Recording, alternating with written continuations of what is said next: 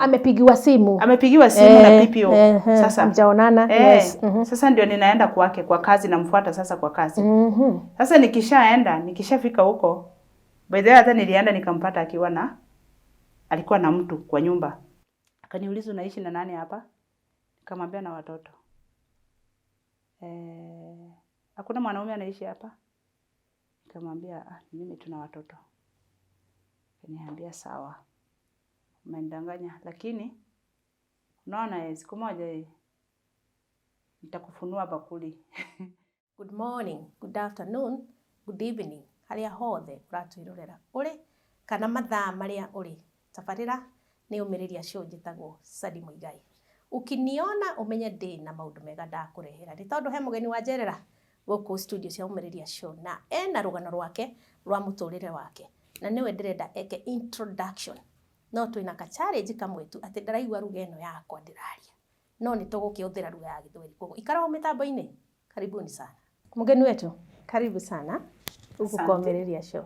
Asante. Nataka usalimie watu wetu hapa ndio ufanye hiyo introduction. Ulisaliwa wapi? Majina yako yote. Karibu sana. Asante sana. Kwa majina yangu naitwa Elizabeth Kerambo. Mimi ni mzaliwa wa Tanzania. Kwetu tuko watoto 9 na mimi ni mzaliwa wa 6. Wewe ni mzaliwa wa Tanzania, then umerudi Kenya. Hebu tupe story yako ya masomo. Ulianzia masomo wapi? Mimi kwa masomo nimesomea Kenya. Na Tanzania ni mahali mamangu aliolewa kwa baba yangu. Na baadaye baba akafariki. Tukakuja Kenya. Mama akakuja na sisi Kenya. Kenya ni kwao. Hapo ndio tulikuja. Wale walikuwa wametoshea kwenda shule wakaenda. Wale bado hatukuwa tumetoshea. Tukakaa mpaka muda ukafika wa kujoin shule. Okay. Naona kuna watoto 5 mbele yako. Yes. Mkiwa Tanzania walikuwa kwa shule, walikuwa wanasoma. Walianzia masomo Kenya. So vile mlirudi mko Kenya sasa ndio umeanza masomo. All right. Sasa kutoka hapo ndio maisha ikakuwa aje? Maisha ya utotoni. Maisha ya utoto tukiwa wadogo hivyo maisha ilikuwa rahisi. Kwa sababu mimi nikifunguka macho nilipata mamangu akiwa anauza pombe nyumbani. Kuna watu walikuwa anachemsha na bado still anauza. Okay. Akisomesha wale inaitwa karikari ama chang'aa. Inaitwa chang'aa. Oh, right. Hiyo ndio pombe yenye amesomesha na wale wakubwa. Na mpaka wakamaliza. Kwa hao 5 wenye wako mbele yangu, mmoja ndiye hakumaliza shule. Nini ilimfanya aingie kwa hiyo biashara? Maisha haikuwa rahisi. Kwa sababu sasa amerudi kwao, hana shamba ya kulima, hana kitu ya biashara ya kufanya. Yeye biashara rahisi aliona kulingana na yeye, aliona hiyo pombe ningeweza kumsaidia. So that was the only way. Hiyo ndio biashara yenyewe. Tuseme ndio imetulea kwa muda. Masomo utafika wapi? Umeingia nasari? Nimeingia nasari, nimefika kwenda shule nikaingia nasari. Nikatoka nasari nikajoin primary. Primary nimeenda nimemaliza class 8. Nimejoin form 1. Form 2 maisha ikalemea kabisa. Hapo ndio nikafika mwisho. Na wengine wamesoma, wamefika form 4. Wale walikuwa tuseme wako mbele yangu ndio wamefika form 4. Kwa nini hukuendelea na masomo? Umefika form 2? Sikuweza kuendelea na masomo kwa sababu tulikuwa tumefuatana wawili. Kuna mwenye tunafuatana ambaye ni mkubwa wangu na ikawa sasa mama amelemewa na school fees na ile biashara alikuwa anafanya hapo nyuma ikawa imeisha kabisa kwa sababu serikali sasa imetilia mkaso wa kuacha angamiza chang'aa. So sasa hakuwa anafanya ile biashara, hakuna biashara nyingine anaweza fanya. Ikabidi sasa school fees ikakuwa shida na hivyo ndivyo niliacha masomo. Kuna watoto wengine wa 7, 8, 9 hapo. Hao wanasoma. Unaona ni kama uko katikati. Mimi niko katikati. Sasa hao wenye wako juu yangu, wadogo wangu sasa. Hao sasa wako primary. Na ikawa sasa masomo ya primary si expensive kama ya high school. So hao wamesukuma primary. Na kijana mmoja tu ndiye akakuja akaingia after sisi tumeacha shule. kijana mmoja ambaye ni second last born. Alikuja akamaliza form 4. Na masomo ikawa imeishia hapo. Okay. Yeah. Tuseme ni ile madhe amekosa do, so na hao ni wadogo, lazima wasukumwe na wao wafike hata angalau class 8. Class 8. Haya, sasa form 2 bado wewe ni mtoto mdogo, maisha itakaa namna gani? Sasa form 2 mimi nimejaribu kuangalia hapo nyumbani, bado niko mdogo, siwezi olewa, siwezi fanya nini. Nikaamua kufanya biashara. Nilikuwa nakomboa ndizi, naivisha, naenda kuuza. Ile kurinda, tunaita kurinda na Kikuyu. Naenda zikiiva, naweza usia hapo nje ya boma ama napeleka kwa soko, naenda nauza. Nani amekupea hiyo idea? Kasichana kadogo? Nilikuwa najaribu kuangalia kuna kitu kizuri unaweza kuwa unahitaji. Na mzazi hana hiyo nafasi ya kukubaia ile kitu nataka. True. Na biashara rahisi unaweza fanya. Hizo mandizi ziko. Kuna wale watu ambao wametoka mbali wanaweza nunua hiyo mandizi, si kila mtu amepanda mandizi. So that's why nilifikiria ninatafuta mandizi ikiiva, naweza usia hapo kwa barabara, kwetu ni karibu na barabara, ama nipeleke kwa soko. Ikawa sasa nanunua mandizi naenda kuuza. Na hiyo mandizi ikawa iko na pesa sana. Mimi nikaamua sitaacha hii biashara, nikaendelea nayo, lakini ikafika mahali nikaanza kuchoka nayo tena. Kwa sababu niliona sasa imekuwa na watu wengine tofauti, ni watu wa mama na mimi, nikaanza kuiacha. Ikafika mahali mimi nikafikiria kufanya kitu kingine tofauti. Ikawa brother yangu alioa msichana mwenye amemtoa Nairobi, sasa huko ni ushago. Amemtoa Nairobi, sasa msichana wa Nairobi anajua kushuka. Sasa wakati msichana wa Nairobi alikuwa anajua kushuka, kuna watu wengi walianza kukuja kwetu wakitaka yule msichana awashuke. Mimi nikawa nimependa tena ile kazi. Na nika request yule msichana kama angeweza kunifundisha kushuka nywele. Lakini yeye hakutaka. Mimi nilikuwa ninaenda na msimamia, naona vile anashuka, lakini bado singeshika. Nikaamua kuwa nabomoa wale wa mama wenye wanakuja kushuka nywele, hawajabomoa nywele. Na wabomoa kidogo kidogo, naenda kwa nyasi. Najifunza kwa nyasi kidogo kidogo, narudi kwa nywele. Na nikajikuta nimejua kushuka nywele. So wakati nilijua kushuka nywele, niliachana biashara ya mandizi kabisa. Nikaingia kwa nywele, nikaanza kushuka nywele, na Mungu alinisaidia. Nikajua kushuka mpaka nikafika. Kwa hivyo umejifunza tu hapo tu? Nimejifunza kwa nyasi. Sijafundishwa na mtu. Lakini unaona vile anashuka huyu rafiki yako. Sasa nimeshuka nywele, nikakuwa niko na experience kuliko yeye. So ikafika mahali ile pesa ya nywele ndio sasa inatusaidia. Kuna mwenye atakuja na mahindi, kuna mwenye atakuja na maharage, kuna mwenye atakuja na pesa, kuna mwenye atakuja asaidie kazi yenye ningefanya. So ikafika mahali sistangu amemaliza form 4 yeye. Mimi bado niko nyumbani. Huyu ni mwenye ako nyuma yako sasa? Mkubwa wangu sasa. Alright. Sasa mimi nimetoka hapo, nikamwambia mimi natamani niende salon, nijue zaidi. Na kukawa sasa wakati huo kuna kitu inaitwa blow dry. Blow dry imekuja imefuma sana na sijui vile inafanywa. Na mahali tu naweza jifunza hii blow dry ni kwa salon. So na kwa sababu najua kushuka na wewe uko na nywele, wacha nikushuke, tuende mahali kwa salon, tutafute nini? Kazi. So sistangu yeye hajui kushukana. Mimi nimemshuka, tukatembea mahali. So ni kama umehama kwa kijiji umeenda town? Sasa sijahama. Tuna plan home. Na ni mahali tutatembea ni kama tu kutoka hapa mpaka town. Lakini tutaenda mguu. Na kwa sababu hii ni kazi tutafanya kesho, so ni lazima tulale tukiwa prepared. Tutaamuka mapema. Ni kuchapa mguu mpaka kwa hiyo town sasa. Tukaenda, nililala kama nimemshuka. So tukienda ni yeye anaenda kuonyeshana kwa ule mtu wa salon. Mimi najua kushukana, naitwa fulani fulani. Na hii ni kazi yenye nimefanya. Na salon yenye nilienda ya kwanza, huyo mama alinipea kazi. Wow. Kanipea interview nikafanya, kaniambia kesho kuja ingia kazi. Na hapo ulifikiria aje nitakushuka alafu itakuwa ni kama wewe display? Naonyeshana, unaona hizi line nimeshuka, ni mimi nimemshuka. Who gave you that idea? Sasa mimi nakumbuka, wacha nikurudishe nyuma. Wakati nilikuwa natamani kujua kushuka, nilikuwa naona huyu bibi brother zangu hafanyii wale watu wanakuja vizuri. Juu kuna mwenye anasema sitamshuka na hata kuambia wewe. Ukishaenda ndiye anatuambia huyo hata kanyage hapa mwezi mzima siwezi mshuka. Lakini ukikuja anakutwist. Lakini mimi kwa roho yangu kuna kitu moja nilifanya agreement na Mungu wangu. Nikaambia Mungu, mimi hata kitu yenye sijui nitakuwa nasema najua, unisaidie nijue. Na nitakapojua sitaifanyia mtu vibaya. So kuanzia hapo ndio niliamua. So ni kama customer alikuwa wengi kwake. So kuna wenye angefanya madharau, kuna wenye angeamua. Kuna hata ile nywele, unajua ushago, maisha ya ushago. Hii nywele unaona ni mbaya. Hii hata anatuambia hii inanuka. Kuna wenye unaangalia mtu hivi unaona hii siwezi shuka. Okay. Hii nitashuka. So tukaendelea hivyo, mimi nikafanya kazi sasa pale salon, sister yangu alirudi home. Sasa tukakaa pale, nikaenda nikaishi kwa kasini yangu.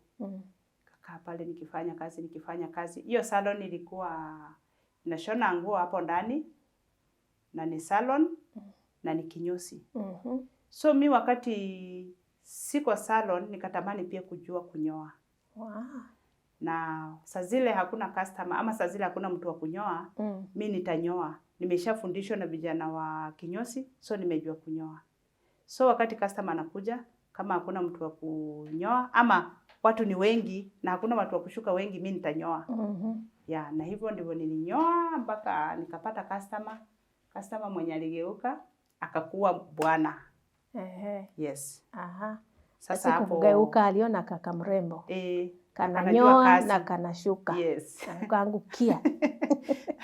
Hapo sasa ndio tumeanza sasa kuongeleshana ile mdogo na mnyoa anaenda.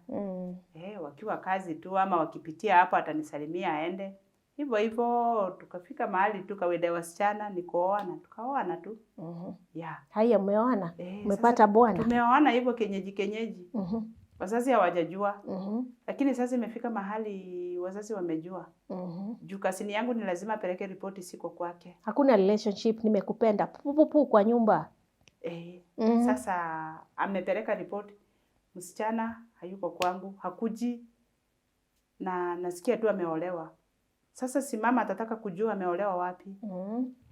Sasa ni kunitafuta, na unajua kutafuta mtu hakuna simu. So ni lazima uchape mguu ama upande gari, uende ujue ako wapi. Wamekuja mpaka kwa ile salon nilikuwa nafanya, wamenipata. Ni nini? Nikamueleza, mama akajama akasema huyo Mluya hapana. Lakini mimi alikuwa ni Mkuria. Mimi ni Mkuria sasa. Sasa huyo ni Mluya. Sasa mama amesema hapana.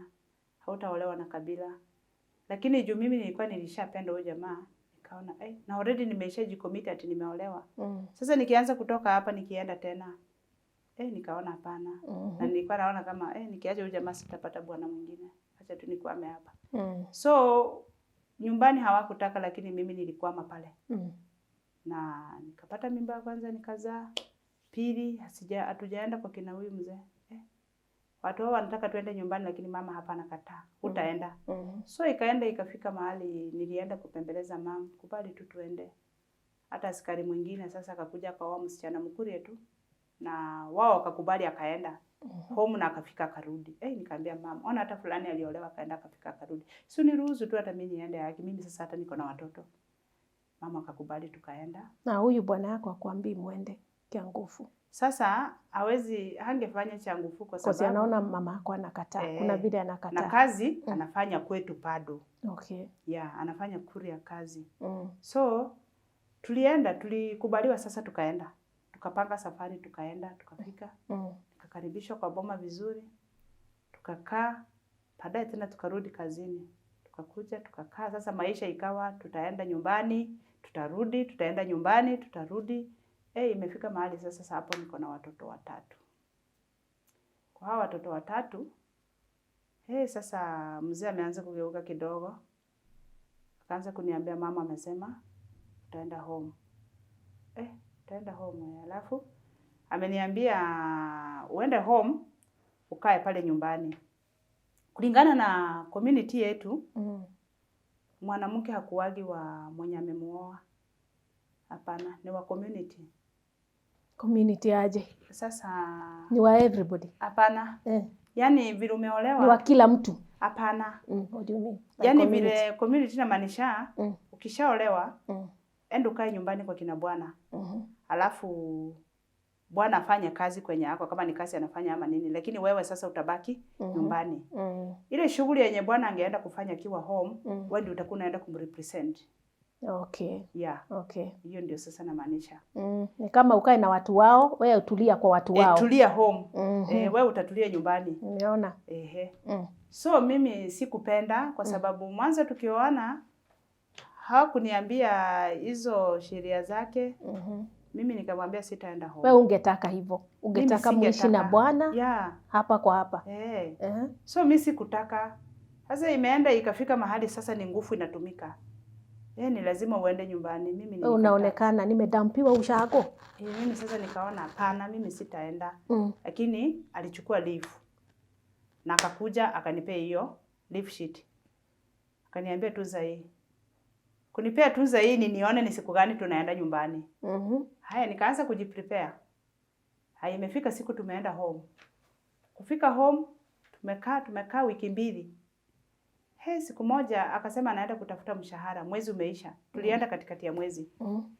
Amesema anaenda kutafuta mshahara. Alikuwa anafanya wapi? Alikuwa anafanya kazi ni Kenya Police, anafanya na CID. Okay. Yeah. So amesema anaenda kutafuta mshahara kwao Bungoma. Haya sasa wakati ameenda kutafuta mshahara, mimi si nimebaki nikingoja ameenda kuleta mshahara. Nimengoja. Ni hiyo asubuhi, ni mchana, ni jioni. Mimi nimeenda nimeuliza mother-in-law, mimi baba Junior alienda kupata mshahara na hajarudi. Kuna shida? Kaniambia hapana, atakuja tu, usijali atakuja tu. Hapo sasa ndio nilijiambia kwa akili yangu hapa nimechezwa. Na juu huyu mtu alikuja alichukua leave. Kwani ameterminate leave ama ni aje? Lakini hiyo siku ikaisha, kesho yake nimefika asubuhi nikarudi kwa mother-in-law. Hakuja. Akaniambia hata mimi sikumuona. Na sasa hiyo sasa kuna simu inapatikana kwa kijiji, simu moja. Wacha tungoje tuone kama atapiga simu ama labda alienda kuchukua mshahara akaitwa akaenda kazi. Nikasema tu ni sawa. Kweli hapa nilichezwa. Nilivumilia, nikakaa, mzee apigi simu, afanye nini. Lakini mwisho wa kwisha nikajua kwamba alisharudi ako kazi. Na sijui sasa vile kulienda, lakini ako kazi na mimi hata ameniachia ile leave sheet home. So mimi nimebaki tu na hiyo leave sheet sasa niko kwa. Baki huko na watoto. Lakini mimi nikasema hapa nyumbani sitakaa. Nimeshakaa na yeye nikajua sheria vile zinaendaka 1 2 3. Na mimi nikasema hapa sitakaa. Mimi niliamua kutafuta mbinu kitu yenye ningeweza kuuza kwa hiyo nyumba ni vyombo. Vyombo ndio zilikuwa hapo. Tu mko na kanyumba kenu huko shago. So mimi nilitafuta mtu mwenye anaweza uzia hizo vyombo. Na nikampata. Na after kupata vile nitauza vyombo, tukaelewana kwa sababu nisionekane. Nilikuwa nachukua vitu naficha kwa miwa, nachukua vitu naficha kwa miwa. Baadaye Mungu akasaidia mvua ikanyesha. Mimi ndio huyo nikaenda kwa yule mama mvua. Kwani umeplan aje? Unauza vitu halafu. Sasa nataka kutoka. Okay. Yeah. Juu una fare. Nataka ni fare unatafuta? Sina fare na hakuna mahali naruhusiwa kwenda. Siwezi enda soko, siwezi enda hata mtoni hiyo. Watoto ndio watakuja kwenda kama ni maji, waende waniletee maji. Kama ni soko kuna kitu nahitaji watoto nitatuma watoto. Mimi sifai kwenda. Sasa hapo ndio nilifikiria hapana. Wanakuchunga usiende. Sasa nilifikiria hapa hapana. Hapana. Asiku nikamwambia mother-in-law mimi nataka kufua. Na juu nataka kufua, niangalilia watoto nikimbie niende maji mitungi 2, halafu hiyo nyingine watoto watakuja kuniendea. Na mimi sasa hapo nimeshaanza kutafuta chinzi gani nitakavyofanya hata niweze kutoka kwa hii boma. Na Mungu akasaidia vile nilienda mtoni, tukapatana na mama wa hiyo boma tukaongeleshana, akaniambia story mingi. So nikaona kumbe hata ni kitu yenyewe wamezoea. Mimi sasa ndio huyo nikamuuliza na nitapata mtu wa kuuzia vitu wapi. Akaniambia hata usijali. Mimi tu ndio utaniuzia hizo vitu. Bora iwe siri. Na tulifanya ikawa siri. Na mimi nikamuuzia vitu. Na nikapata fare. Wakati nilipata fare. Umeuza vikombe, sufuria na nini? Kila kitu. Utensils zote, vitu zenye nilikuwa nazo zote. Kuna viti? Viti sitauza. Nitauza tu vitu zenye zinaweza bebeka tu kwa urahisi. Za kufichika. Kwa sababu ni kitu ya kuficha haraka kufanya haraka. Umeona? So ndio huyo mimi nimetoka sasa hiyo hata hakuna pikipiki. So nitaenda na mvua kutafuta mtu wa bodaboda, baiskeli. Akuja nibebe. Lakini nilikuwa nimesha survey. Nasema naenda Hosi, lakini mimi napita ninaenda kutafuta mbinu hii barabara inaenda mpaka wapi. So kuna mahali nimeshajua. Kuna njia ninajua tofauti na yenyewe wanajua mimi najua. Si nimeshatoka hapo sasa. Nimeenda nimeleta huyo jamaa nikamwambia mimi nataka kutoroka. Nataka kufanya 1 2 3. Utanibebea mizigo, mimi nafuata nyuma. Na uko na watoto? Yeah. Twende. Sasa bahati mzuri, huyu jamaa ameshabeba mizigo ameenda. Mvua zinanyesha nikifanya hiyo drama yote.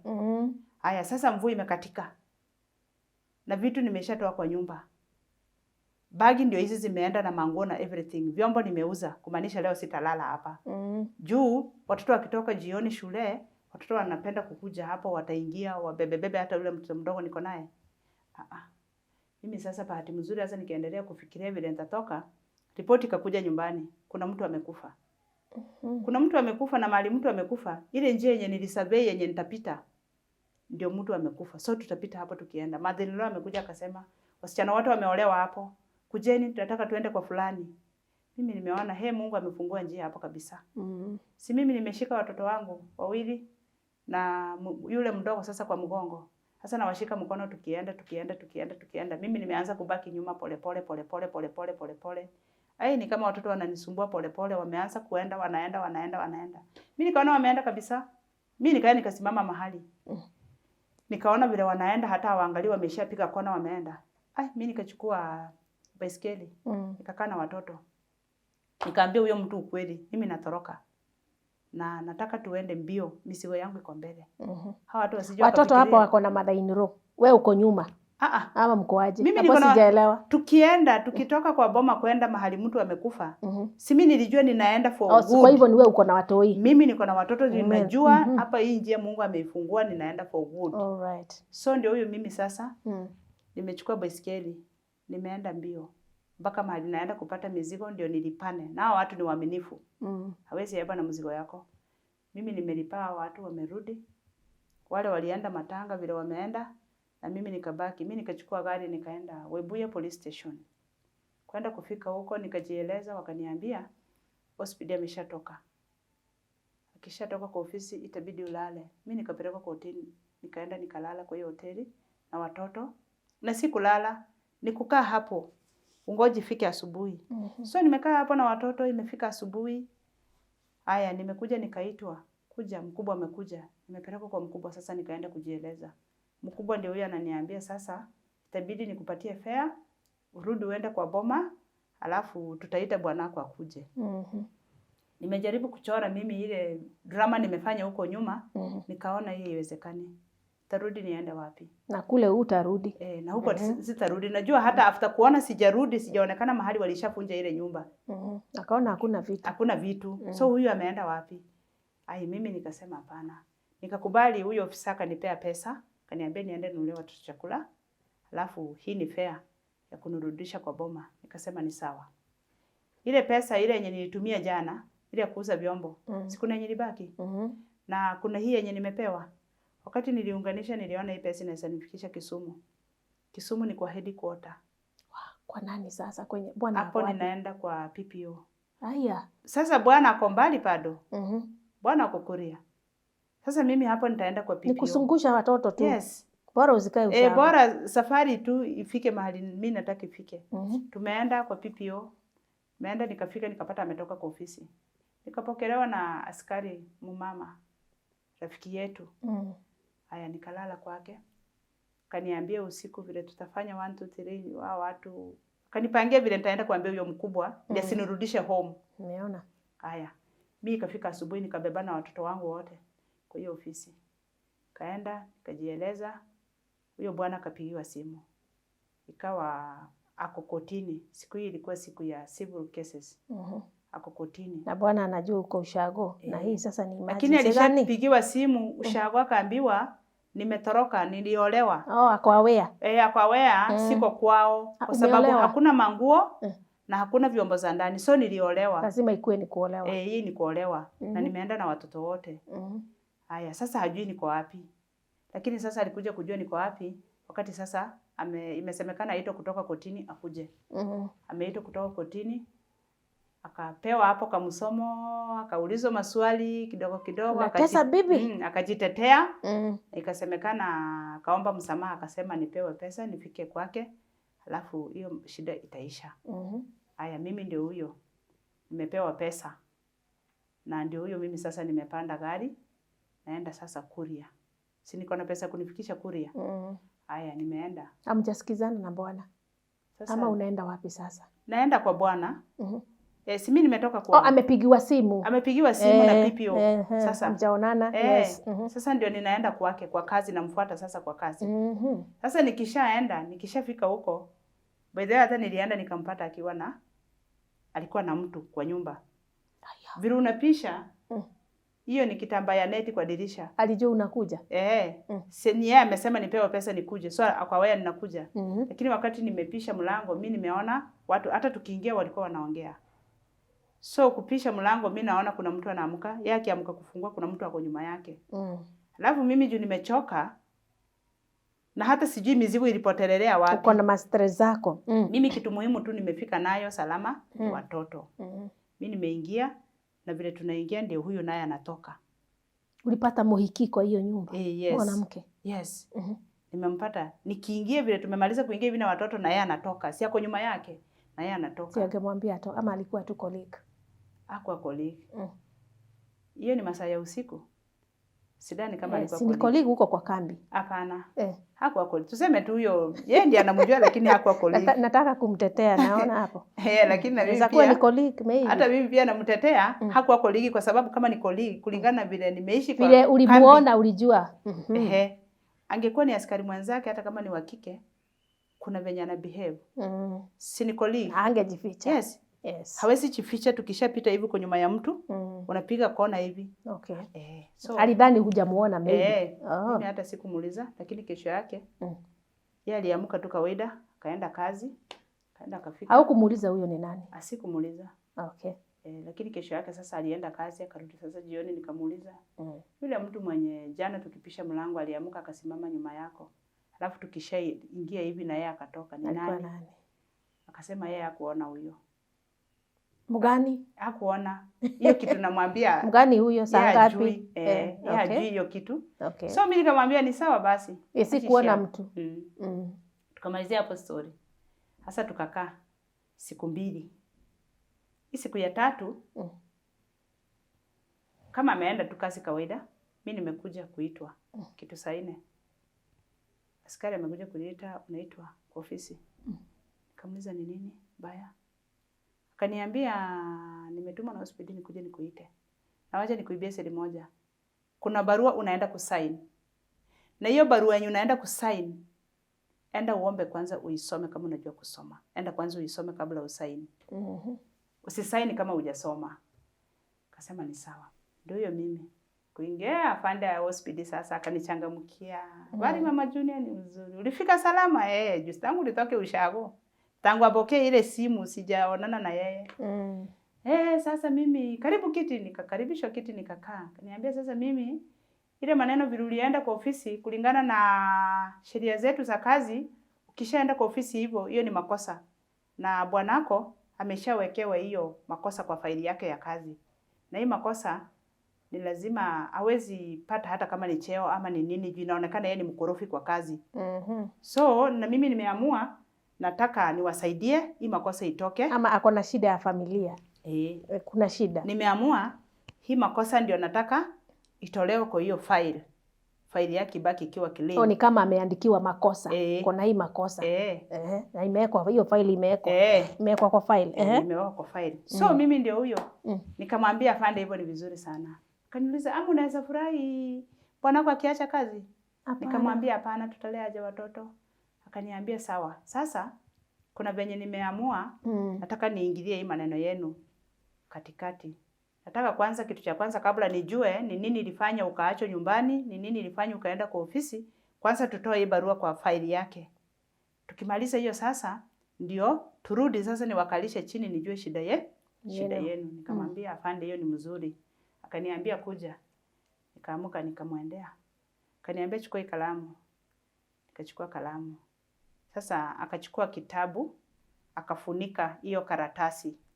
akaniambia nataka unisainie hapa. Wakati aliniambia nataka unisainie hapa, mimi sikukataa, lakini nikamwambia afande. Tuseme barua imeandikwa ndio hii. Yes. Ndio? Hajakupea time ya kusoma. So anaifunika hivi. Hiyo maandishi anakuambia sign hapa. Yes. Haya. Hiyo maandishi sijaona imesema nini, but anakuambia you just sign here. Hiyo maandishi sasa ndio amefunika, mimi ni sign mahali tu nafaa kusign. Nikamwambia afande, umefanya vizuri kuchukua hiyo hatua, lakini nilikuwa naomba kabla ni sign hii barua unipe kwanza nisome kidogo. Afande akaruka. Akasema hapana, siwezi andika kitu mbaya na si hata hakuna shida. Mimi nataka tu nisainie. Tuondoe ile makosa pale. Nataka tu nisainie hii barua nitumie PPO. Si ulienda kwa ofisi yake, nitumie tu PPO nimwambie mimi nimesuluhisha hii shida imeisha, alafu hata wewe umekubali hii shida imeisha, ndio hivyo sasa mrudi muishi vizuri. Nikamwambia hapana. So ungemuuliza then what is written here? Nini nianze nisome? Afande siwezi.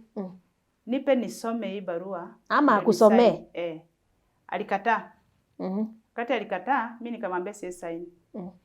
Akanifukuza kwa ofisi, akaniambia enda, weka kalamu yangu chini. Nikaweka kalamu chini, akaniambia enda. Nisikuona hapa tena. Nikasema ni sawa.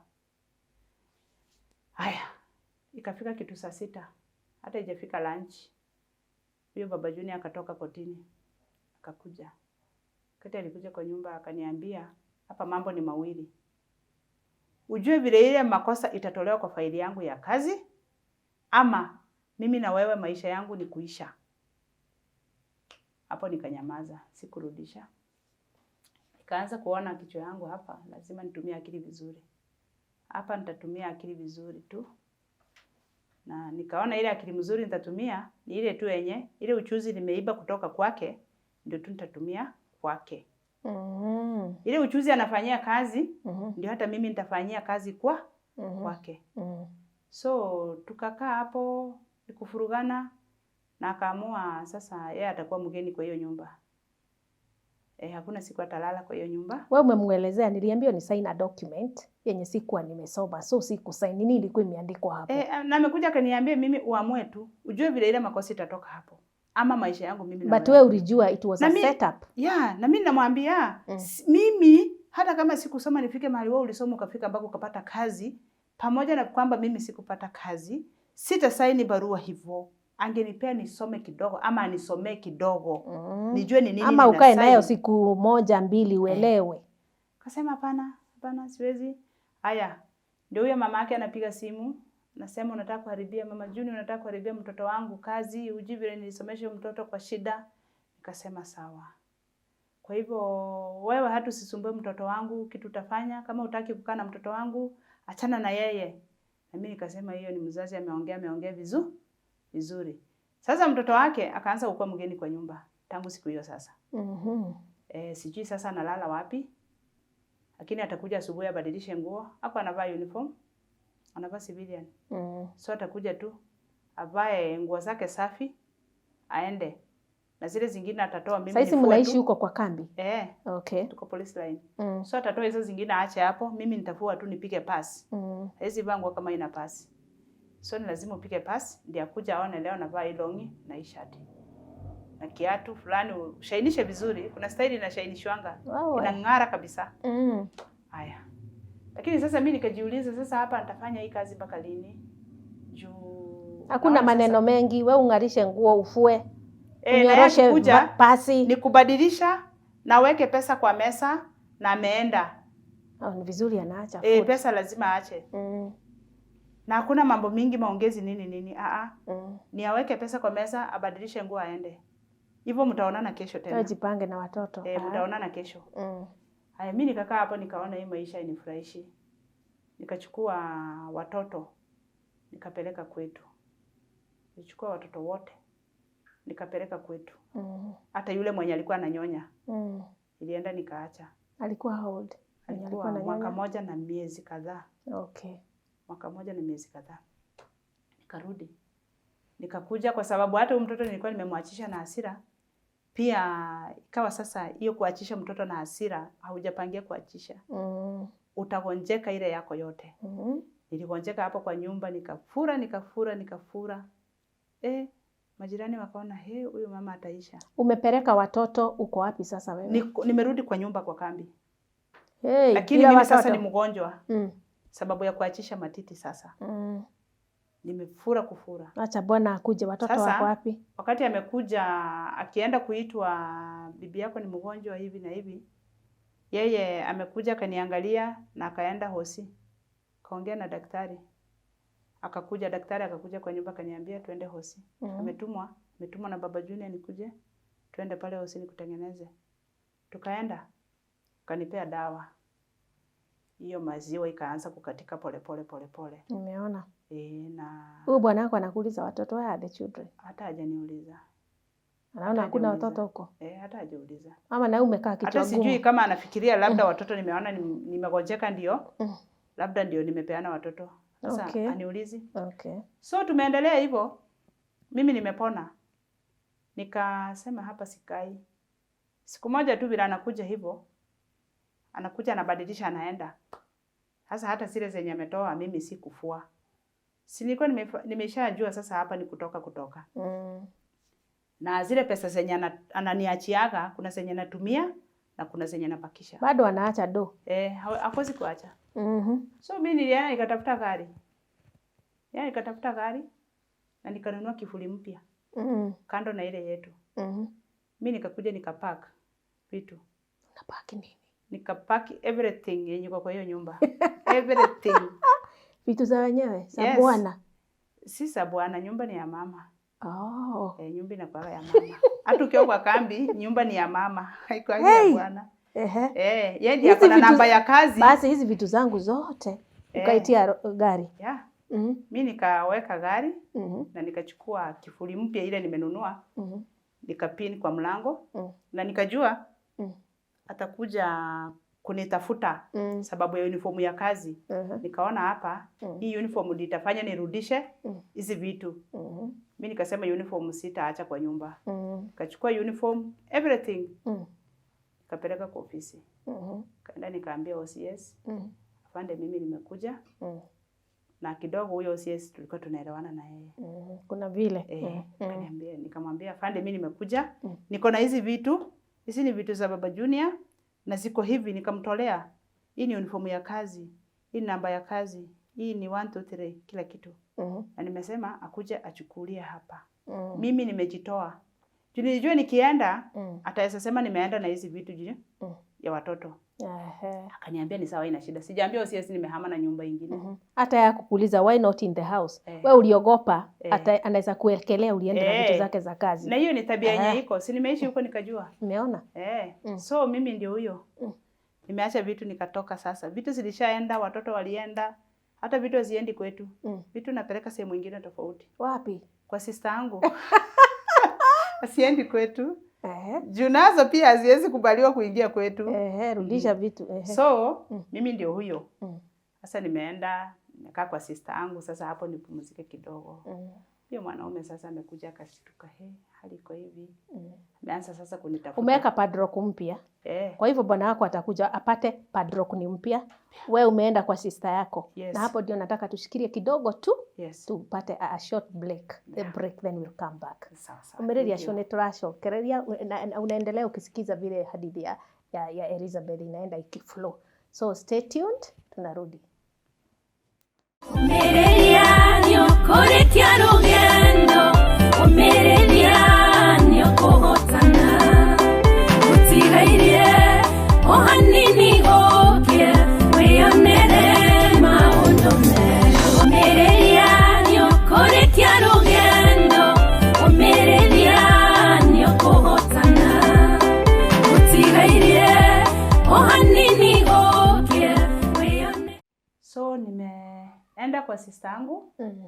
Vitu zilikuwa, kumbuka vitu zilikuwa zimeshatangulia na gari. Nimeambia mtu wa gari mahali anaenda kushukisha na nimeambia sister yangu simama mahali gari inakuja unichukulie hizo vitu. Haya ndio huyo mimi sasa. Nimetoka kwa ofisi, nikishatoka kwa ofisi sirudi nyuma. Kumbuka pale nimefunga. So mimi ni kuenda kutoka kwa ofisi ni kuenda. Na nisipatane sasa na huyu mtu tena. Kumeria. Sasa ndio mimi nimeenda. Nimeenda mpaka kwa sister yangu. Nikaona waje nipumzike. Nikatulia hapo kidogo. Sasa unajua sina simu. So huyo mwanaume ni ngumu aanze kunitafuta.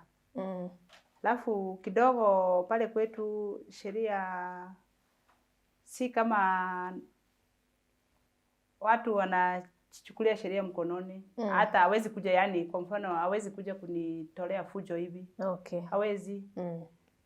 Sasa mimi nimeenda nimetulia kwa sister yangu wiki moja. Nikaona na yule ni mdogo wangu mwenye ananifuata sasa. Nikaona hapa sitakaa. Basi huyu mtu mimi hata sina makosa na yeye. Kuna watoto wake. Ameshindwa kutulea. Na mimi nimeshindwa kukaa kwao. Ameshindwa kutulia. Lakini chakula alikuwa anawapea. Ameshindwa kutulia. Najua aliniambia kama nifanye juu chini, either niende kwao tutoe ile barua kwa faili ama tufanye nini. Ikashindikana, mimi nikaona sitaweza kwenda. So mimi nimeamua kujitoa. Na juu sina makosa sana, hata tukipelekana kotini sina makosa sana. Si mimi nirudi tu na nianze kufanya kazi yangu. So mimi niliamua nitarudi kwa hiyo town center ya kwetu. Na nikajaribu kuangalia vile sasa tena nitaenda kuwekelea mama yangu mzigo ya watoto pale nyumbani. Nikaona hiyo itawezekana. Sitakuja kuishi na watoto kwa sister yangu, haitawezekana. So mimi after kutulia nimerudi nikakuja nikapanga nyumba. Nimepanga nyumba yangu. Nimechukua vitu kidogo, kitanda, mattress, nguo za watoto, nguo zangu, vitu kidogo kidogo tu ya kuanzia maisha. Nikaendea watoto nyumbani. Nikakuja nikakaa na watoto wangu sasa. Sasa mahali nimepanga nyumba, nikaingilia sasa kazi ya kushukana tena. Kasema sasa sitashuka kwa salon, wacha sasa nishuke mobile. Sitaenda kwa salon. Sasa nikaanza kushuka mobile. Kafika mahali, nikaona tena nimetembea sana. Sasa hizi uko na watoto? Walienda shule? Watoto shule? Bado sijawaingiza shule. Lakini sasa nikaamua tena nirudi kwa salon. Niliona tena nimetembea sana. Nikaamua tena kurudi salon. Nikaenda salon nikaomba kazi. Tena nikapewa. Nikaanza kufanya kazi hapo. Tena nikahama mahali nilikuwa kulikuwa mbali kidogo. Nikakuja sasa karibu na kazi. Haya ndio huyo mimi. Watoto shule, mimi sasa nibaki kwa salon. Fanya kazi. Mzee ameanza sasa kukuja tena uchokozi pale kwa salon. Amejuaje kwenye huko? Si niko tu within the town. Niko tu within the town. Sikuenda mbali. Okay. So ameanza kukuja huko. Ananiambia nirudishe vitu zake na nirudishe watoto. Yeye anakuja tu namwambia tusisumbuane, wacha tu mimi nifanye kazi. Anakuja kia uzuri ama anakuja tu anakuja cha uzuri je, anakuja ananiambia ulibeba vitu? Ulibeba vitu zangu zote mpaka manguo zangu na watoto wangu. Nataka kurudisha nguo zangu na watoto wangu. Mimi namwambia tu ni sawa. Anaenda. Kishaenda sasa wakati huo sasa hata niko na simu. Kishaenda hata ushanunua simu? Wewe. Sasa wakati huo hata atanipigia simu, anitusi. Namba yako alipewa na nani ama ushampe? Namba ya simu. Namba nitampea. Ndio anakuja. Anakuja. Haya. Sasa tumefikishana hapo. Sasa imefika mahali aling'ang'ana mpaka akajua mahali tunaishi. Alijua. Si ni CID, angeshinda. Ndio alikuwa anakuja pale kwa salon. So amefanya uchunguzi. Na si tunaishi tu hapo, angekosa kujua mahali tunaishi. So akawa ameanza kuja mahali tunaishi. Siku moja juu mama mwenye tulikuwa tunaishi na yeye alikuwa anamjua. Alikuwa anashona cherehani. So ameshafunga mbele. Sasa wanapita hapa nyuma wakienda na mimi sasa naishi hapo nyuma. Akishatoka hivyo alimuona kama ako hapo nyuma kwa ukuta. Nimeegemea hapo kwa ukuta. Na hiyo nyumba ndio tunaishi hapo. Akasema huyu si ni Baba Junior. Haya, huyu mama kishaenda akanipigia simu. Mama Junior unajua Baba Junior ako area? Nikamuuliza ako wapi? Akaniambia unaona vile tumepita hivyo hapo nyuma nimemuona kama hapo nyuma ya nyumba yenu ako hapo kwa ukuta. Mimi nikatoka nje. Wakati nimetoka nje kweli nikaenda nikampata. Sasa nilitoka ile sikutaka ajue kama nimeambiwa.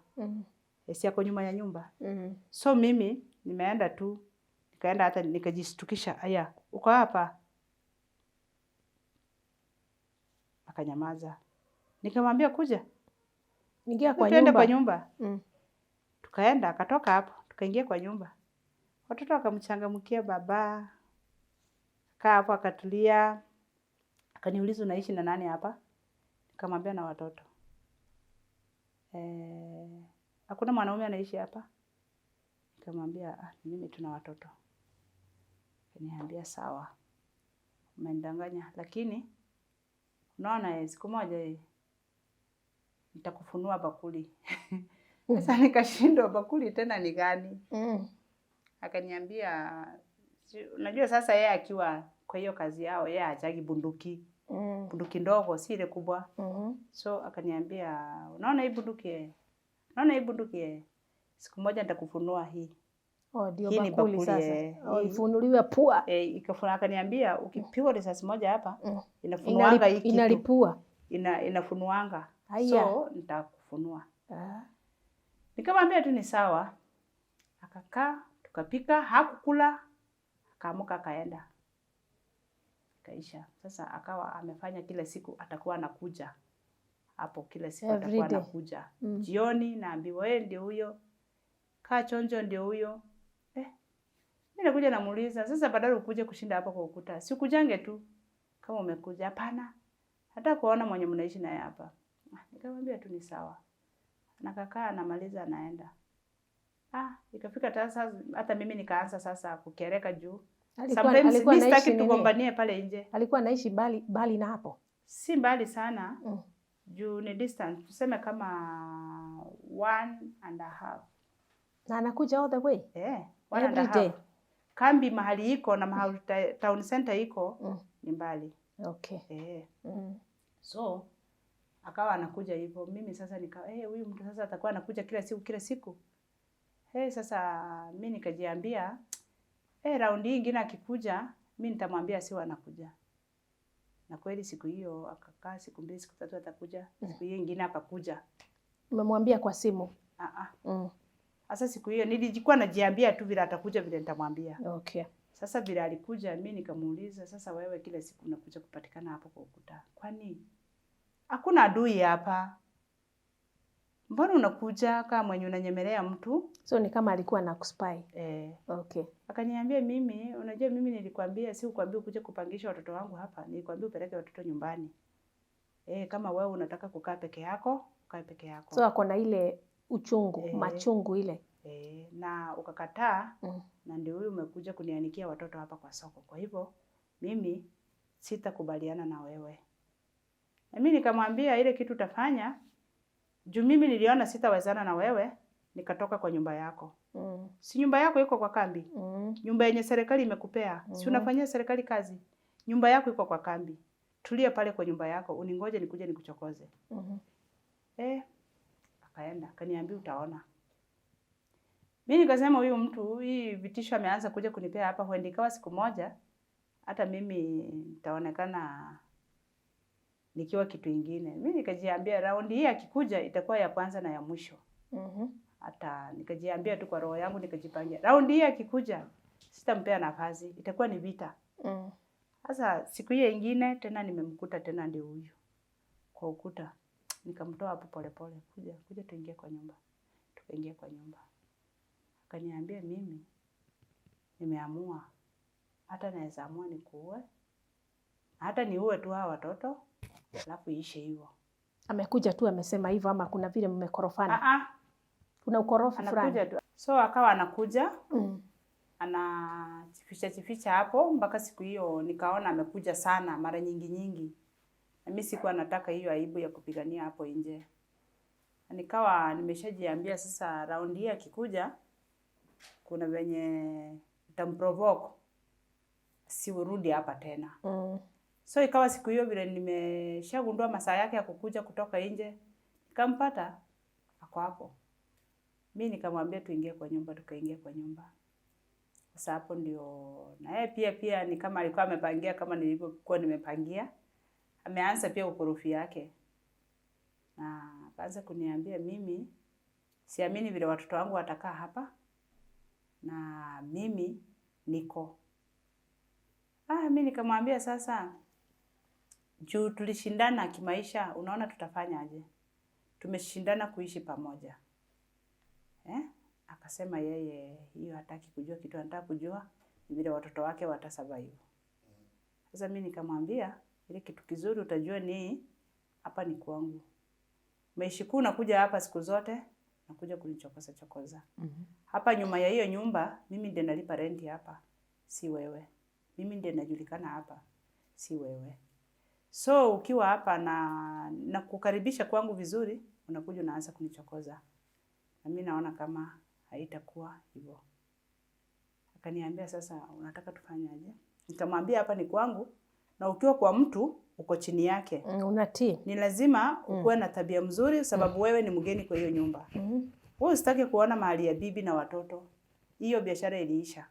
Hapa ni kwangu na watoto wangu. Wewe hapa ni mgeni. Chochote kikitokea wewe ni mgeni hapa. Wewe hapa si kwako. Sasa hiyo ndio maneno yenye ilimuhati.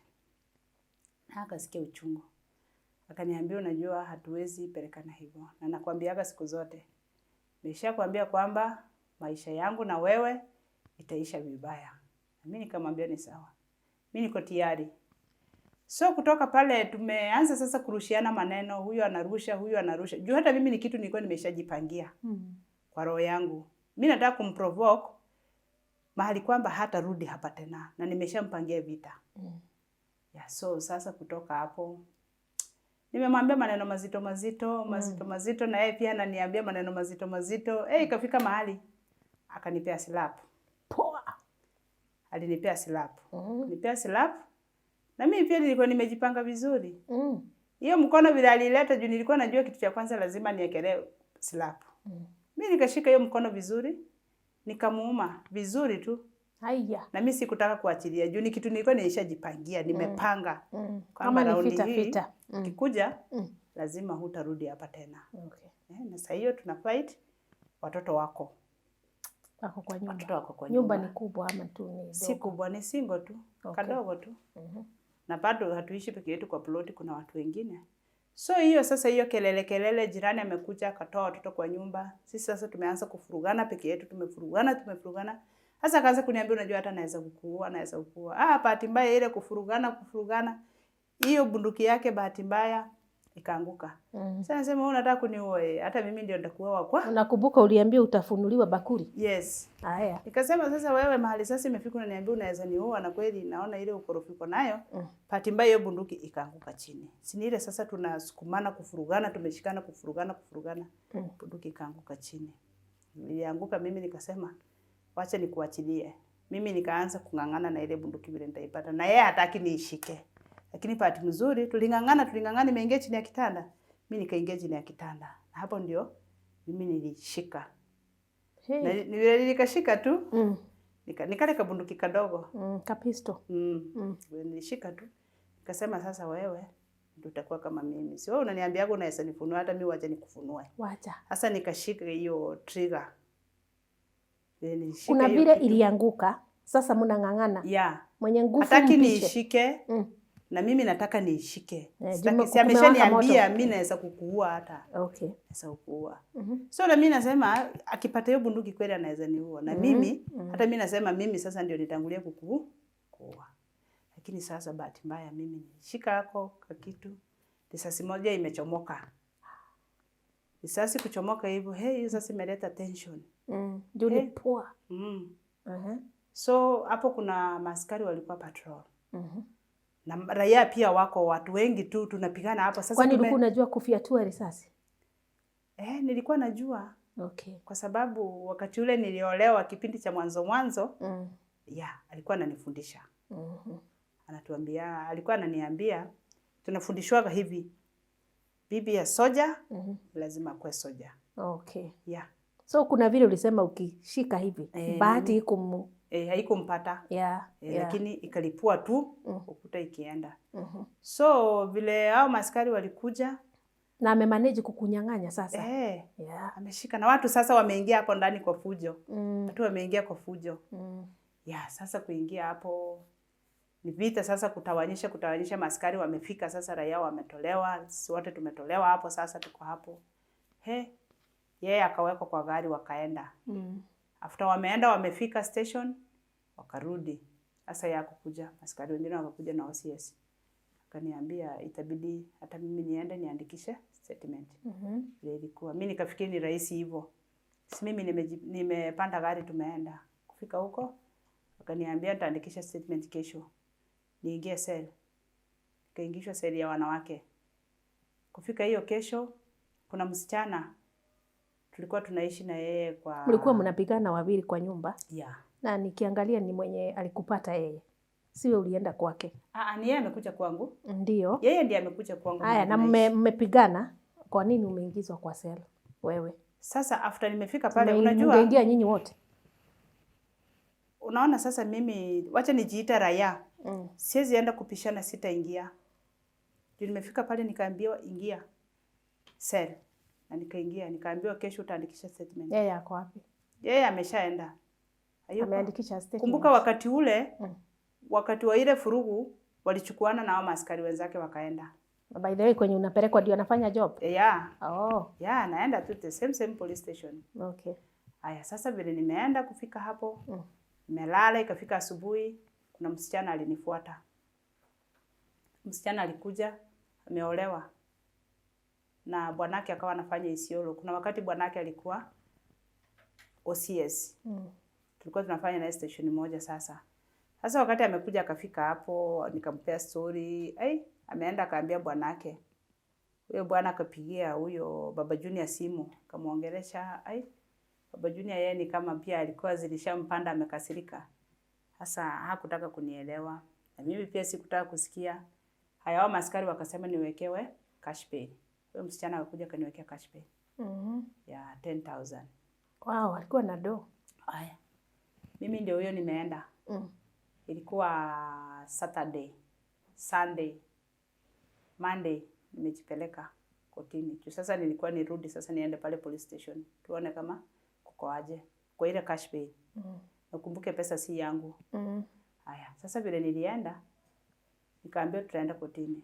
Nikasema ni sawa.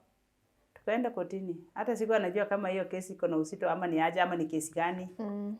Kaenda. Lakini tukiwa hapo tunaenda. Unaona tu ni mchezo kwa sababu this is my husband. Yeah, kuna askari sasa neighbor tu akakuja, Mama Junior habari yako ni mzuri. Kama umeamua lakini ukienda kotini enda tu kubali hii mashtaka. Enda kubali mashtaka yenye ni askari tu. Ukienda kotini enda kubali hiyo mashtaka yenye umewekewa. Usishinde kwenda kukataa kesi juu at long last lazima tu utafungwa. Hiyo ni kitu yenye najua. Na uchunge watoto wako. Yule mwanaume anataka kunyang'anya watoto. Nikasema ni sawa. Sasa kufika pale kotini nimeitwa. Mimi nikasimama, nikaenda mahali nafaa kwenda. Na pale Kahengereini, naitwa anje pale. Hata sijui vile kunaitwa. Nimeenda nimesimama pale nimesomea mashtaka ya kutoa fujo. Nikafanya fujo na karibu ni jeruhi. Karibu niumize mtu. Kufanya fujo wapi? Sasa kuna venye tulikuwa tunapigana, nikachukua punduki yenye sifai kukuwa nayo na nikapiga risasi, na hiyo ni makosa kulingana na sheria. Nikaharibu risasi ya serikali na ingepata mtu ingemumaliza. Mimi nikasikiza na vile yule askari ameshaniambia ati lazima nitafungwa nitafanya. What if ugeje sidhani tutaenda hapo. That was maybe a self defense. Because huyu mtu alikuja na amekuja na biduki. It's my house. I'm trying to think. Was that not a self defense ama ulijitetea? Tuendelee na story. So kutoka hapo ndio nakuuliza ni wapi? Umetoa fujo wapi? Ni kwako. Nani ameleta fujo? Pale kotini hata hawajasema tulikuwa tunapigana wapi. Lakini tulikuwa tunapigana. Yes, tulikuwa tunapigana. Na katika hiyo hali ya kupigana nikachukua bunduki enye si yangu. Enye ni kinyume kuwa na hiyo bunduki na ukafyatua. Na nikafyatua risasi ambayo ni risasi ya serikali na ingepata mtu ingemuua. So hiyo ndio makosa yenye nimefanya. Unakubali unakataa? Mimi nilikubali. Ndio. Na unasema nini? Mimi hata sikuwa nimewahi enda hata hiyo kotini, hata sijui vile kunaenda. Mimi nikanyamaza. Sema unasema nini? Unajitetea nini? Kuna kitu mimi nilijitetea. Tuseme kulingana na vile uliambiwa na ofisa usijitetee, hukujitetea. Sikujitetea. Otherwise ungepewa chance, ungejitetea. Ningejitetea niseme yeye alinivamia kwangu. Okay. So, endelea na story. Mimi ndio huyo sasa. Nimeambiwa nimefungwa 1 year. Hata sijui kufungwa 1 year hapo ni kusemaje. Ati? Nimefungwa 1 year. Kafu, kitu inaitwa kafu. 1 year pap. Kuna Yeah. vile. Pira fine. Okay. Nimefungwa 1 year pira fine. Ndio hiyo mimi sasa nimeingizwa hapo nyuma. Gari ya prison sasa inakuja kutuchukulia hapo nyuma sasa. Sasa nikiwa kwa njia naenda ndio. Hiyo kitu ina click umefungwa kwa ukweli? Ya ukweli nimefungwa. Nimefungwa. Huyu ni bwana yako? Yes. Na hata hajakuja kotini. Hujamuona? Haya. Hajakuja. Haya. Alafu yule magistrate mwenye ananihukumu pale ni mtu mwenye alikuwa anakaa kwangu nampikia chai, namfanyia nini. Ni mtu tunajuana. Okay. Okay. Ni mtu tunajuana tu vizuri. Ni friend ya bwanangu so. Nilikuwa tu naona hata hawezi kosa kufungwa. Lakini vile ilikuwa nikaenda jela. Nikaingia jela. Sasa kuingia pale jela utatoa zile nguo ulikuwa nazo, upewe nguo zingine hujaiona. Mimi naanza kustuka. Pale kuna sheria nyingine mpya ile pia ni dunia nyingine, si rahisi hivyo. Hakukuagi rahisi. Unaingia tu mashida zinakuanzia pale. Ukiulizwa unaitwa nani? Hata ukienda kuambia mtu jina yako anakuchapa kwanza. Uko na madharau, unaniongelesha ukiwa aje? Unafaa kufanya nini? Lazima utandikwe.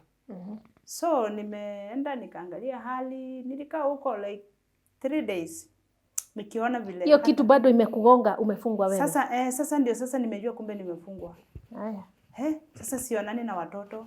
Hakuna mtu hata ninaonana. Sasa naanza kufikiria watoto wangu kweli walichukuliwa wakaenda nyumbani ama mwanaume alichukua. Sasa niko hapo nimekaa.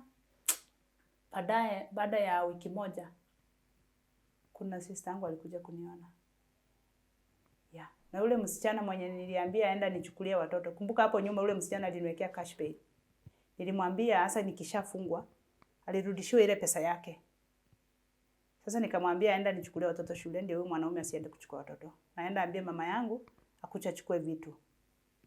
Sasa kutoka hapo mimi nimeenda jela. Maisha imeanza za maisha sasa imeanza ya jela. Lakini pati mzuri nikaenda nikapata rafiki mzuri sana jela.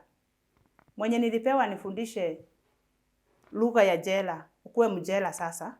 Ukienda jela lazima ukuwe mjela. Nifundishe lugha ya jela vile iko. Sasa huyo ndio alikuwa friend yangu mpaka vile. Hata tukishatoka tuko marafiki mpaka saa hii. So nimekaa jela. Nikakuja nikaona hii hali ni kawaida. Kuna pambazuka, jua linatua uko jela. Watu wanakuja kukuja.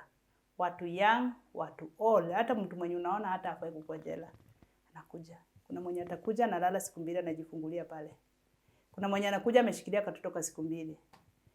Mimi nikaona maisha wacha tu ni relax, nikubali kifungo ndio nitamaliza kifungo. Nikakubali. Kukaa jela bila stress. Ukikubali kukaa jela bila stress utamaliza kifungo haraka. Lakini stress ikikuingia sana utaumia. Watu wenu wamejua umefungwa? Watoto unajua wako wapi? Watoto sasa sister yako alikuja kuniona. Akaniambia watoto wako nyumbani. Okay. Sasa watoto wako nyumbani. So nimekaa jela. Nimetumikia kifungo. Nikamaliza. Na haikuwa rahisi. Bado jela ile ni dunia nyingine. Which year was that? Ni mwaka gani? Kwa 2012. 2012.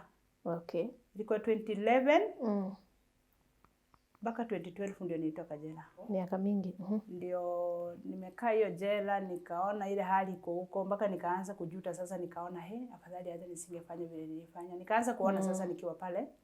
Saa zingine hasira ni mbaya kwa sababu pia mtu anakuchokoza, hasira inapanda. Unafanya kitu bila kufikiria vizuri. Maisha ya jela ilikuwa namna gani? Because now you have to adapt a new life. Na ni lazima jela huwezi kosa kuadapt. Huwezi kaa kama kwako. Huwezi. Hata huwezi kaa umehuzunika hivi. Unachapwa. Wanataka pale kila saa. Usiende hapo ati unafikiria watoto nimefungwa. Hakuna. Kuna watu wamezalia watoto pale, watoto 2 3 wako pale. Ulishikwa na watoto wako kaenda na wote jela. Kuna mtu anakuja ako mimba anazalia pale na mtoto anakuwa mkubwa anapelekwa kwa hizi mahali watoto wanaenda kuwekwa. Sasa unaona mtoto akifikisha 5 years hawezi kajela. Anapelekwa Kwa children. Kwa children's home. So maisha ya jela ilikuwa ngumu sana. Pale tena ndio nilikaa nikaanza kuona ukikaa hivi hata ukijaribu kulala hivi unaona tu ndoto za watoto ndio zinakuja. Ukikaa hivi unakula unakumbuka watoto. Yule askari amekaa pale anawachunga mkikula ataona kuna mtu fulani hapa ako na shida. Anakuita. Na utatandikwa na hiyo chakula na utaikula. Tena maisha ya jela ukikosa kukula chakula unaweza enda ushitakiwa tena uongezewe kifungo kingine. Unataka kujiua. Naenda unaongezewa kifungo. So pale hali ni ngumu mara 5. Hakuna kitu yenye unaweza enda jela ufurahie ati. Wacha niende nifike Nairobi. Your ex-husband alikujanga kukuona? Hakuja. Ila marafiki wale majirani tulikuwa nao maskari wengine walikuwa nakuja. Anakuambia nini? Ananiambia tu wako tu. Sasa anasema nini? Hakuna kitu anasema. Alisema waacha kufundisha adabu. Sema tu ni sawa. Mimi nikamaliza kifungo. So vile nimemaliza kifungo nimetoka. Akajua sasa nimetoka. Ametumana ripoti. Alijua tu nimetoka. Atajua tu. Katumana ripoti niambiwe sasa utanikata miguu. Tena. Sasa mwenye alileta ripoti alikuja kaambia mama yangu. Fulani Baba Junior amesema anataka kukata Mama Junior miguu. Amkalishe chini. Sasa mama yangu unajua yeye ni mzazi sasa. Kaanza kufikiria hapo mambo mingi na juu kulikuwa na sister yangu mwenye alikuwa ametangulia amekuja Nairobi. Mama akaniambia sitaki ukaa hapa nyumbani. Kitu utafanya utaenda kwa sister yako Nairobi uende ukaa huko. So mimi sikuwa nataka kupishana sana. Juu mahali nimetoka najua mahali nimetoka ni kubaya. Mimi nilifunganisha safari nikakuja Nairobi na sikuja na watoto wote kwa pamoja. Juu sijui Nairobi inakaaje. So nilikuja peke yangu nikaangalia hali vile iko. Nikarudi nikaenda nikakuja na mtoto mmoja kakaa kwa sister yangu. Nikaona tena na yeye pia alikuwa na mzee. Hiyo baadaye nikaona pia ni kubwa na kuna watoto wake. Mimi sasa nikaona hapana. Acha nitafute kibarua. Nikaomba tena kazi ya salon. Vile ulitoka jela hivyo ulienda na nani? Watu wenu walikujua unatoka hiyo siku ndio wakuja wakuchukue? Jela unaweza kujiwa kama watu wako wanajua. Hawako wanajua hata nitatoka lini. Mimi sikuwa nataka. Unajua ni stress. Okay. Ni stress. So ulitoka tu bora ufunguliwe gate. Niko raia sasa. Uko raia. Sasa nikatoka tu nikaenda nikapanda gari tu. Na nikaenda hadi. Unaenda wapi? Umepanda gari sasa kwetu. Okay. Uko na fare? Jela unapewanga fare. Unajua koti yenye ulifungiwa ni wapi? So unapewa fare kulingana na ile koti ilikufunga. Okay. Okay. So ndio hiyo mimi nimeenda sasa. Nimekuja Nairobi, nimeleta watoto mmoja baada ya mwingine, bado sina kibarua.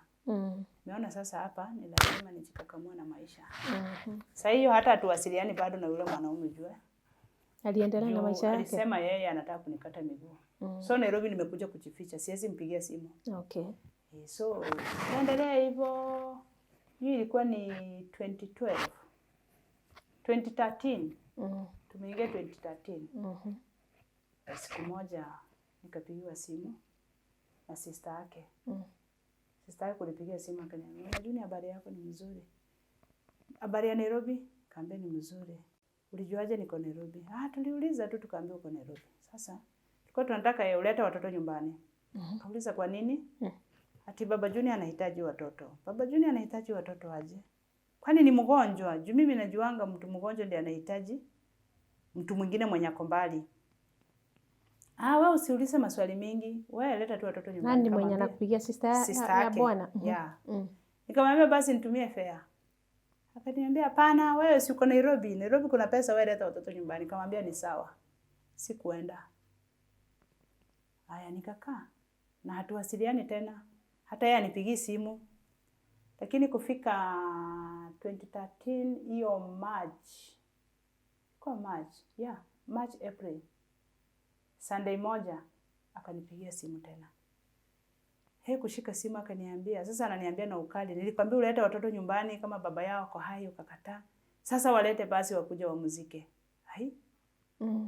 Nikamuuliza wakuja wamzike, kwani shida iko wapi? Hati si baba yao amekufa. Nikamwambia ni sawa, mtanitumia fare nilete watoto. Kaniambia hakuna fare unatumiwa, wewe leta watoto nyumbani. Nikamwambia ni sawa. Sasa wakati aliniambia hivyo, mimi kweli nikaanza kuona nitaenda ama sitaenda na sina kazi stable. Sasa hiyo hata sijaingiza watoto shule bado. Kuingiza watoto public ni kazi, unaambiwa kuna ile pesa unafaa kulipia. Na wanataka vitu zenye haziko.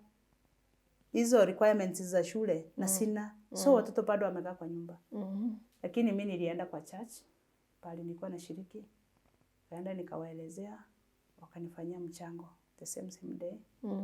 Na wakaniambia watanipea mtu tuende na yeye kutoka. Lakini uko ape the story ati vile kulienda au barabara wewe wanajua mama mzuri hapa. Na sasa wakati waliniambia watanipea mtu wa church tuende na yeye, mimi nikawaambia wasinipee mtu, wacha tu tuende na sister yangu. Hapana.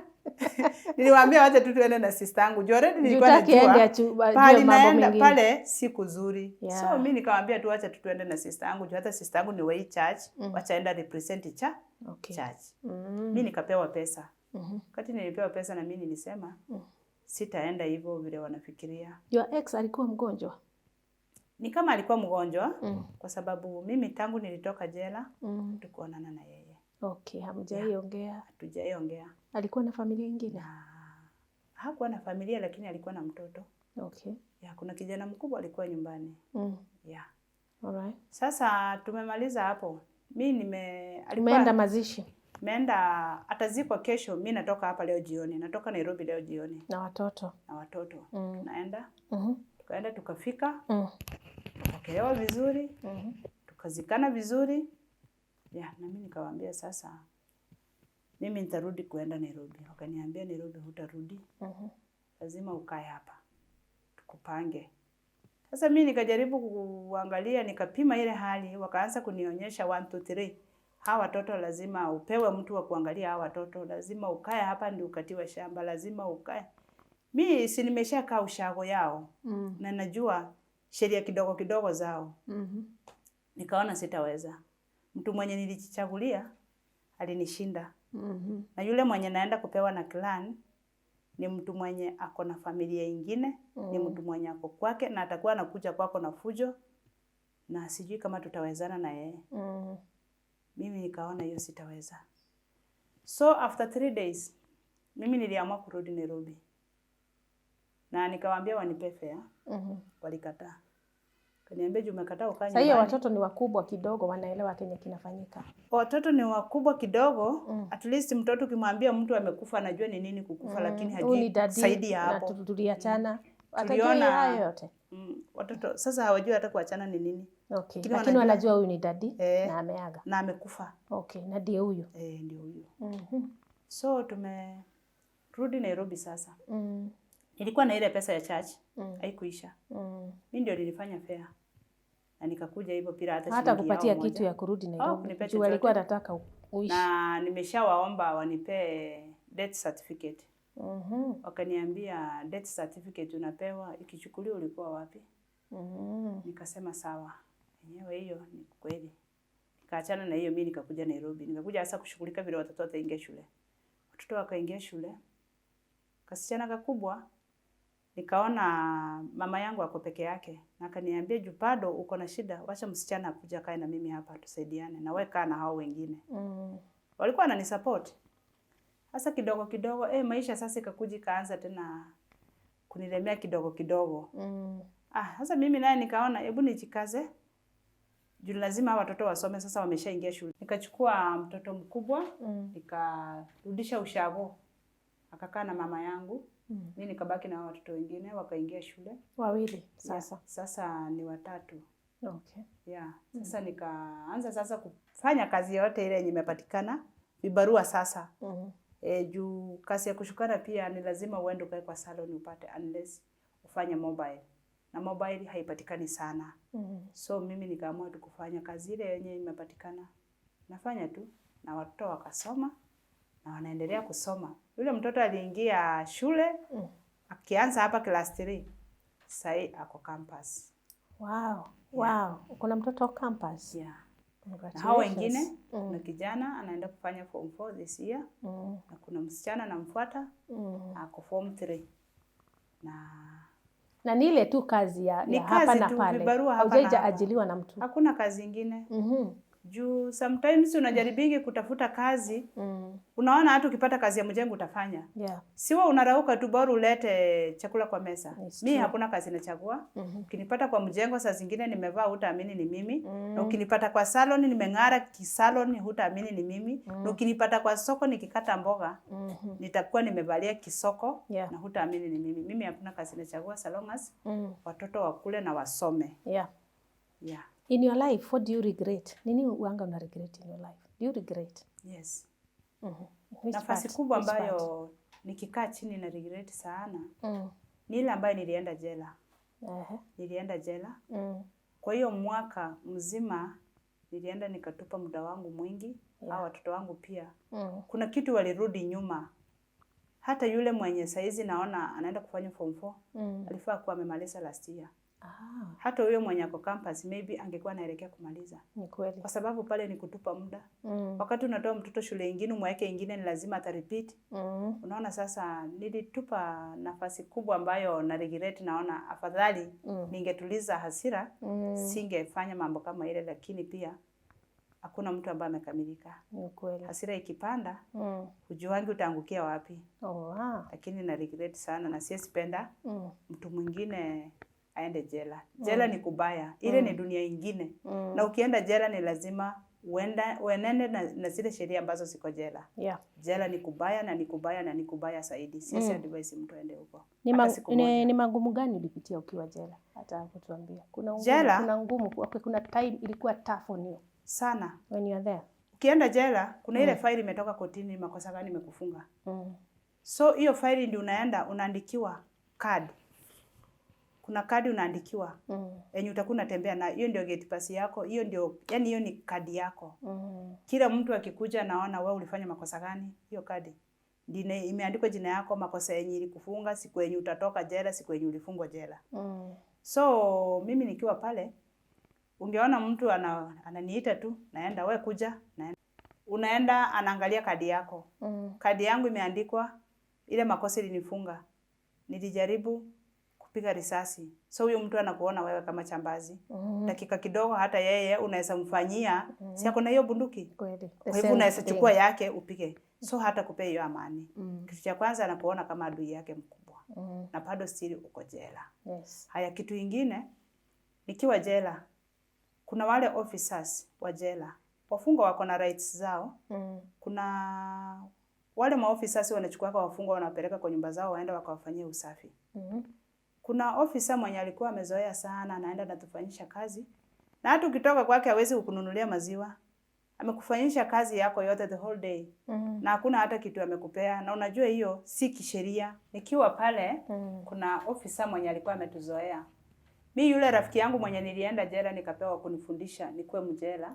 Tulishikana urafiki.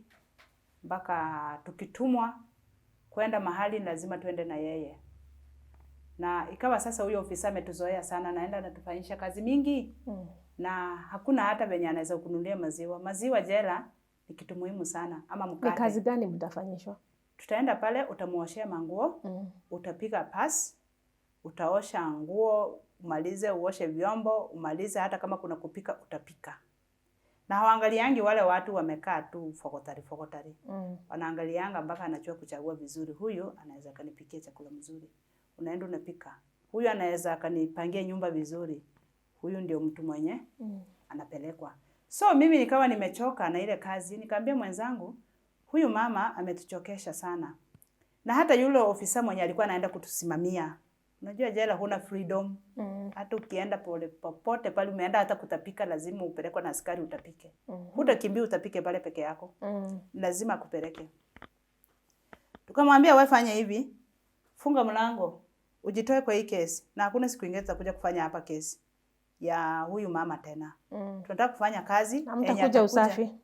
Enye atakuja aone ile kazi tumefanya. Hakuna siku ingine atatuleta hapa. So sisi nikaambia huyu mwenzangu kitu tutafanya. Si anataka tufue na kuna zile besheni kubwa kubwa kama 5.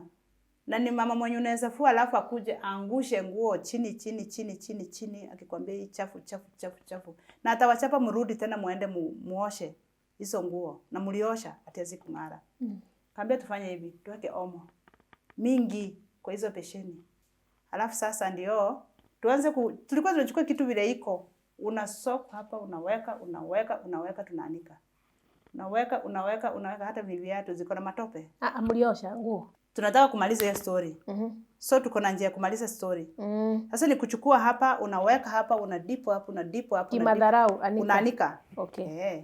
Tukamaliza hata nyumba vile tu naweka duster na maji tukafanya hivyo. Kaacha. Hamtaosha mngarisha na kukausha. Haya tukamaliza. Huyu askari akatuuliza, "Mtaacha hivi?" Nikamwambia, tutaacha hivyo. Nikamwambia, "Si wewe umefanya kazi yako. Yenye imebaki ni yetu." Akasema, "Sawa, twendeni." Tukafunga nyumba tukaenda. Ndio kuna askari huyu kuwasimamilia mko wapi? Hata waambie msifanye hivyo. Hata yeye amechoka. Okay. Juu anajua hii si haki. So huyu ni mkubwa wake ama? Ni mkubwa wake. Hao sasa ni wale maaskari wa chini. Alright. So hata wao wamechoka. So tumefanya hivyo tukaenda, ilikuwa on Saturday, Sunday, Monday asubuhi amekuja. Kwenda kufika kwake alifika kaona hiyo nyumba si yake. Akaweka vitu zake. Akarudi akakuja ofisi sasa jela. Sasa ukuja jela, akakuja akaitana ofisa mwingine, aitane wale wafungwa walienda kazi kwake. Tukaitwa. Vile tumeitwa hivyo akasema kujeni leo mtanijua. Nilikuwa nimeshaambia huyu mtu, ile kitu tulifanya ni mbaya. Ukishikwa tu hivi wewe piga nduru, turaise alamu jela ndio wajue vile huyu ofisa anatufanyia. Shiro ameingia wa kwanza. Naenda alikuwa anataka ukiingia akikuchapa anakuweka miguu. Hivi unaingiza kichwa hapa. Yake. Unaingiza kichwa hapa kwa miguu yake. Ni madam Okay. So Shiro ameingia amechapa. Analia kuchapa wapi na nyuma? Anamchapa na kiboko. Yes. Haya. Ako na ile red cane. Kuna kiboko ya jela. Kuna kiboko ya jela kali. Amechapa akamaliza yake. Mimi nikaingia. Mimi nilikuwa nimeambia huyu askari tuko naye hapa, wewe ukue tu tayari, lakini mimi sitachapwa. Akaniuliza utafanya nini? Nikamwambia wewe utaona tu. Lakini mimi sitachapwa. Sasa nimeingia, akaniambia niingizie huyu. Na huyu askari mwingine anaenda na huyu. Unajua ukichapwa kuna mwenye amesimama hapa kwa mlango, Junior amekuleta. Na kuna mwenye ananingojea nje bado mwenye sasa ako na mimi. Mimi niliingia na nikasema sitachapwa. Mimi niliingia na nduru. Nikapiga nduru kabisa. Nikapiga nduru yenye sitaki nichapwe, sitaki ile kiboko inikute. Nikapiga nduru mpaka tension ikakuja. Officer in charge kwa wanawake akatoka kwake mbio akakuja. Nini nimehappen jela? Wale wanaume maskari wako pande ile ya wanaume wote wakakuja jela, wakafurika wakakuja. Huyu mama aliaibika. Alafu sasa ni nini? Na kumbe ni makosa kutumia mfungwa si venye inafaa. Ulitumia hiyo drama ndio ijulikane. Nilikuwa najua. Si hao maskari tu ndio wanatufundisha, hata wao wamechoka. Alright. So after hapo hiyo kesi sasa ikakuja kaisha, mama akapigwa transfer kaenda. Shiro alikuwa ameappeal. Alikuwa amefungwa miaka 2 kafu. Akaenda apili yake Kisii. Ikaisha hivyo, kesi yake ikaisha. Mimi nikamaliza kifungo yangu, nikatoka, na mama akapigwa transfer, akaenda. So mimi nikatoka jela vizuri na sasa nikakuja. Wow.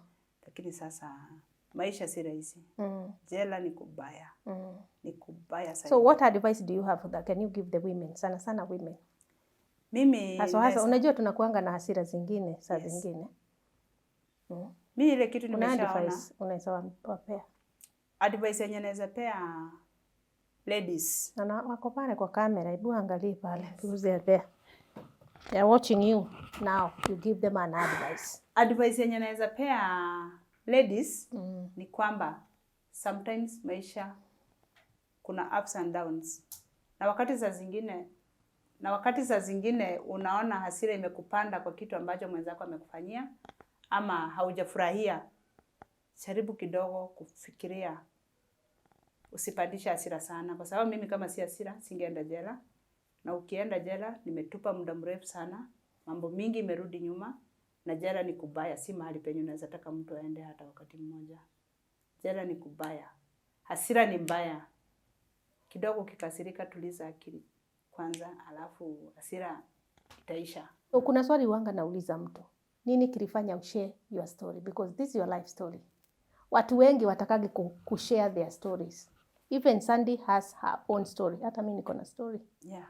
Na inakuanga ni ngumu sana kwa watu wengi kushare story. Na this is my story. I'll share with the people. Yes. I'll share with the community. Yeah. Nini ilichangia sana for you to share your story? Mimi nimeishi kutamani siku nyingi naweza pata mahali naweza share story yangu kwa encourage mtu mwingine mwenye ako chini ama mtu mwenye amewahi kuwa na hali ngumu na akashindwa vile anaweza ibukana na hiyo hali. Na nilifurahi sana wakati ambapo nimepata nafasi ya kujiongelelea kwa Omererio Show. Kwa hivyo mimi nataka kuencourage watu kwamba kuanguka si kuumia. Unapoanguka tia bidii ya kuamuka. Na ukiamuka usisimame, songa mbele. Na maanisha kurudi nyuma si ati huo ndio mwisho wa maisha. Mungu ako mbele. Unaweka mafanikio yako kwa Mungu na mwisho wa kuisha utakuja kufanikiwa. Tupeane maybe if you are comfortable namba yako ya simu. If you are comfortable. Yeah, niko sawa? Yeah. Namba yangu ya simu napatikana kwa 0729 05 3080. 0729 05 3080. Elizabeth, Yes. thank you so much for sharing your story with us. Asante. Yes, Omereria Show, we are so much grateful. Thank Na you. siku ingine tukikualika si utakuja. Nitakuja, asante, nimeshukuru. Thank you so much.